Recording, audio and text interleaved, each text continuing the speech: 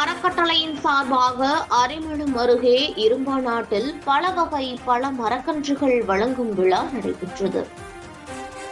புதுக்கோட்டை மாவட்டம் அரிமளம் அருகே இரும்பாநாடு கிராமத்தில் அமரடக்கி புன்னகை அறக்கட்டளை சார்பில் தமிழ் மரம் நட்டல் திட்டத்தின் கீழ் இலவச மரக்கன்றுகள் வழங்கும் விழா நடைபெற்றது.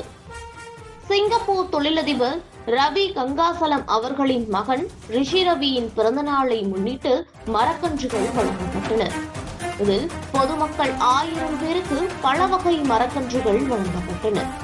விழாவில் அறக்கட்டளை நிர்வாகிகள் கலந்து கொண்டனர்.